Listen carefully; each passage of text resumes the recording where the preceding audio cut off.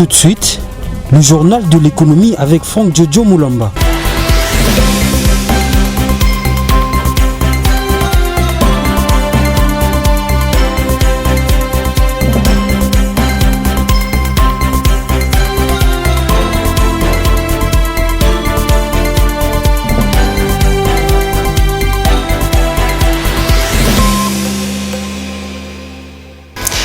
C'est une nouvelle performance que vient de réaliser le Régie financière congolaise. Les recettes collectées au cours du mois de septembre dernier sont de l'ordre de 1039 milliards de francs congolais, soit 540 millions de dollars américains. Ces résultats viennent donc de consolider la tendance haussière de recettes publiques enclenchée depuis début 2021. Et au Kenya, le revenu du secteur horticole ont enregistré une augmentation de 25%. C'est donc une belle performance réalisée par ces secteurs à l'export sur les 8 premiers mois de l'année. Voilà, c'est donc l'essentiel de principaux titres de ces journaux, mesdames et messieurs. Bienvenue à votre journal de l'économie. Le marché commun de l'Afrique australe et orientale, COMESA, entend intensifier la circulation de biens et de personnes dans le pays membre. Le ministre de la Justice des États membres ont approuvé plusieurs instruments juridiques pour un meilleur fonctionnement du COMESA. Pour les comptes de la République démocratique du Congo, c'est la ministre d'État en charge de la justice qui a participé à une réunion virtuelle de cette organisation. Cette réunion a porté sur l'analyse de ces instruments juridiques. Patrick Ilunga pour les commentaires. Les ministres de la Justice des États membres du COMESA ont approuvé plusieurs instruments juridiques pour un meilleur fonctionnement de cette organisation. Pour la République démocratique du Congo, c'est la ministre d'État et ministre de la Justice, Rose Mutombo, qui a participé à cette réunion virtuelle. La ministre a souligné que cet échange a essentiellement porté sur l'analyse des instruments juridiques qui doivent servir de soubassement efficace à la circulation des personnes et des biens. Elle a souligné que les États membres ont approuvé les instruments juridiques pour établir le Conseil de la carte jaune en tant qu'institution à part entière du COMESA. Parmi les instruments approuvés figuraient la charte des bureaux, le règlement du personnel et le règlement des achats. La réunion a également examiné un rapport intérimaire de la Cour de justice du COMESA. Il faut noter que les bureaux gèrent la carte jaune, qui est un régime régional d'assurance responsabilité civile automobile. D'après la ministre d'État Rose Mutombo, l'objectif de ce programme est de faciliter la circulation des véhicules, des biens, des personnes et de services dans la région du COMESA. Les participants ont examiné les instruments juridiques importants qui ont été adoptés par le Conseil des ministres du COMESA. Changeons de chapitre à présent. Tendance de la loi de finances exercice budgétaire 2022 sous examen à l'Assemblée nationale. Dans ces documents, la loi de finances 2022, il se dégage une augmentation de 100% au titre de rétrocession aux provinces. Et le gouvernement congolais prévoit un peu plus de 2 milliards de dollars américains contre 1 milliard pour l'exercice 2021 en cours. Deux amples détails avec Fiston Oleko. L'État congolais via son gouvernement vise à doubler le montant de rétrocession dû aux provinces pour l'exercice budgétaire 2022. Dans son projet de loi des finances publiques de l'exercice 2022, déposé pour examen à l'Assemblée nationale, le gouvernement congolais prévoit d'allouer aux provinces 4071,2 milliards de francs congolais, soit plus de 2 milliards de dollars américains au titre de rétrocession. Alors que dans la loi des finances publiques de l'exercice en cours, le gouvernement avait prévu un montant total pour la rétrocession aux provinces chiffré à 2747,4 milliards de francs congolais, soit plus de 1,3 milliard de dollars américains. D'après le même projet de loi, la rétrocession de la ville-province de Kinshasa devrait se situer à hauteur de 601,3 milliards de francs congolais, soit plus de 303,3 millions de dollars américains pour l'année 2022, contre 405,7 milliards de francs congolais, soit 204,7 millions de dollars américains. Il y a aussi à remarquer que Kinshasa, siège deux institutions politiques du pays, restera en tête au regard de la part lui réservée dans cette enveloppe destinée aux rétrocessions dues aux provinces. Elle sera suivie de la nouvelle province du Haut-Katanga, qui va bénéficier de 413,6 milliards de francs congolais du gouvernement, selon les prévisions du même projet de loi. Parlons toujours finance, mobilisation de recettes publiques. Le régie financière vient de réaliser une performance qui va au-delà des attentes du gouvernement. Au cours du mois de septembre dernier, elles ont collecté de recettes de l'ordre de 1039 1039 milliards de francs congolais, soit 540 millions de dollars américains, ce qui représente un taux de réalisation de 121% par rapport aux assignations budgétaires. Blandine Bampala pour de amples détails. Ces résultats viennent en tout cas consolider la tendance haussière de recettes publiques déclenchée depuis 2021. Selon le ministère de Finances, la DGI a atteint 117% de ses assignations budgétaires et ses recettes sont évaluées à 599,6 milliards de francs congolais.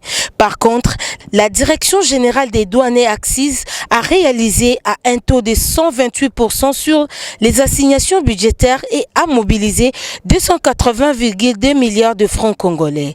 Et pour sa part, la Direction générale des recettes administratives, judiciaires, domaniales et des participations a quant à elle atteint 127% sur les assignations de 199,6 milliards de francs congolais, tout en mobilisant 190,1 milliards de francs congolais.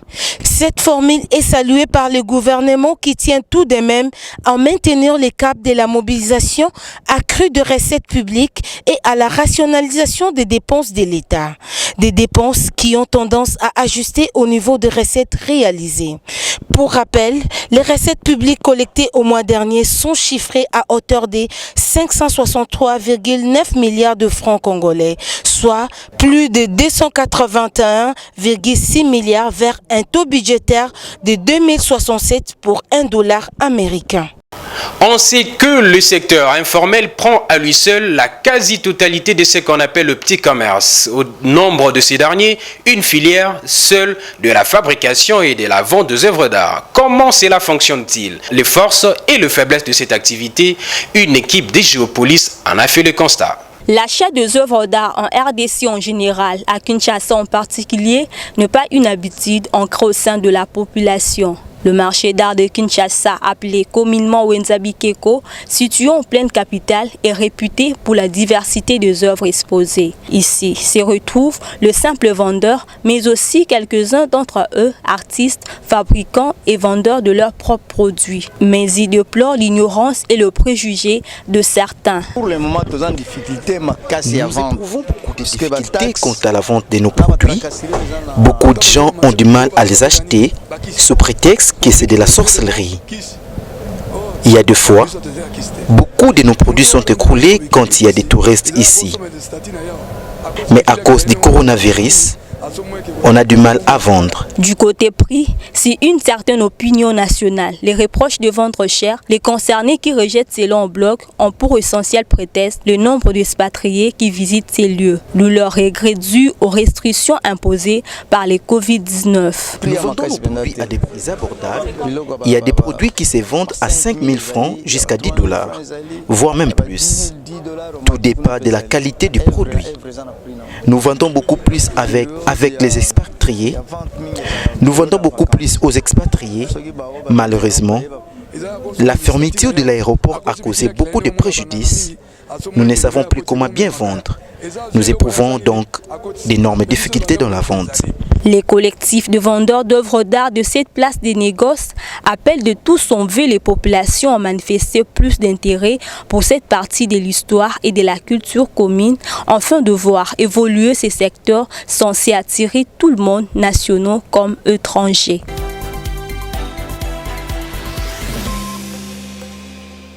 Quittons la République démocratique du Congo pour la Tanzanie qui va bientôt augmenter sa production de café. Cette décision a pour objectif de passer d'une production de 70 000 tonnes de café par an à 300 000 tonnes de café par an d'ici 2025.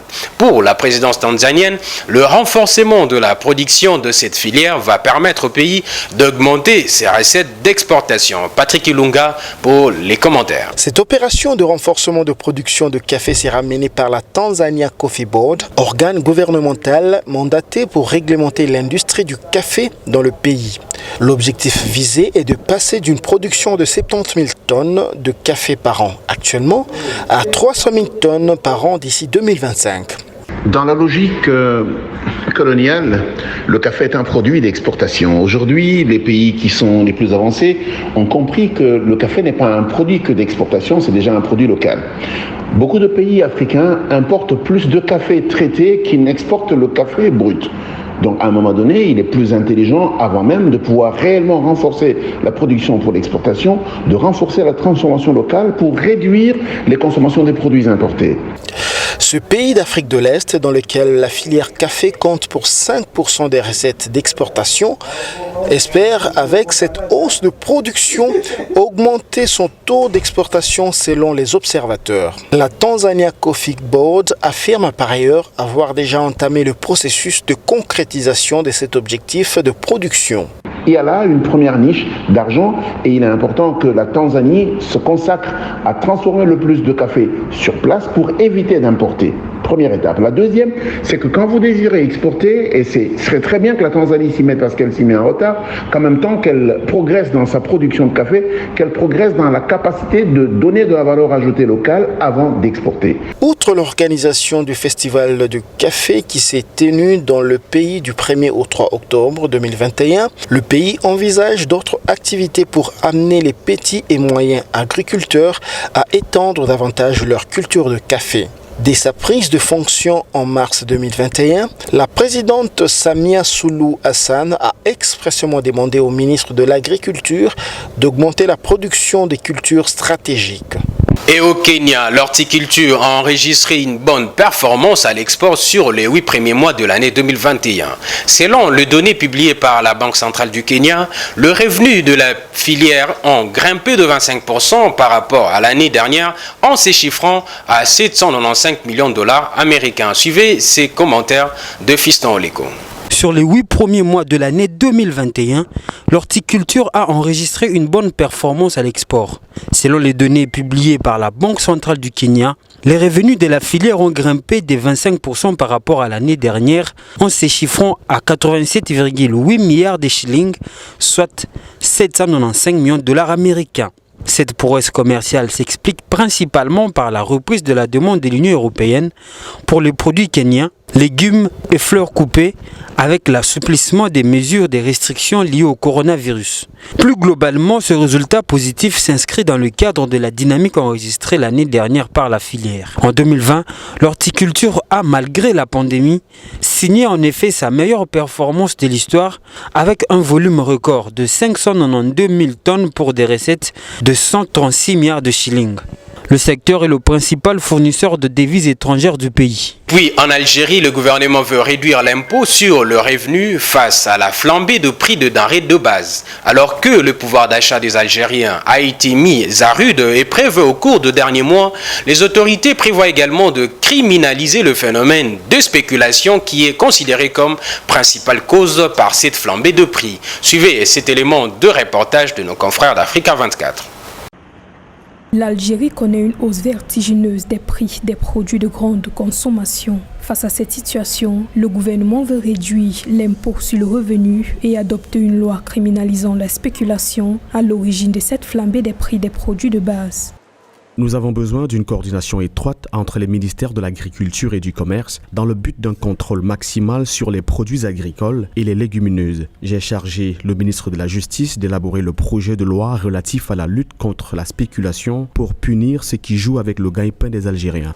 Au cours des derniers mois, le pouvoir d'achat des Algériens s'est affaibli. Le prix du blé a bondi à $250 la tonne durant les 9 premiers mois de 2021 contre $185 en 2020, soit une hausse de 34%. Le prix du maïs a également augmenté de près de 60%, passant à $265 la tonne en 2021 contre $165 en 2020. Les légumes, les fruits et la viande ont aussi connu une envolée des prix sur le marché local.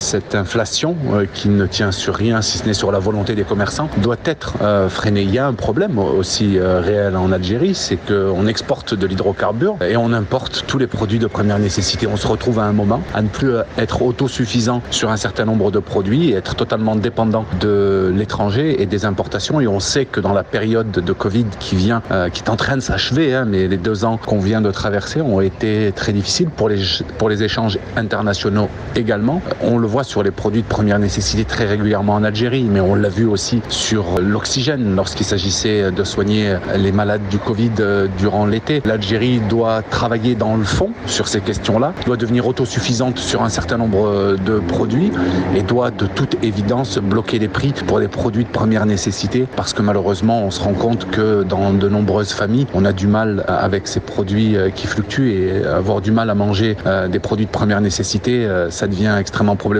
Les mesures à prendre ne sont pas des mesures de rattrapage, ce sont des mesures de fond qui doivent faire que les produits en Algérie doivent avoir un prix déterminé, en tout cas pour ce qui est de première nécessité, et cesser d'avoir ces fluctuations permanentes sur ces produits-là.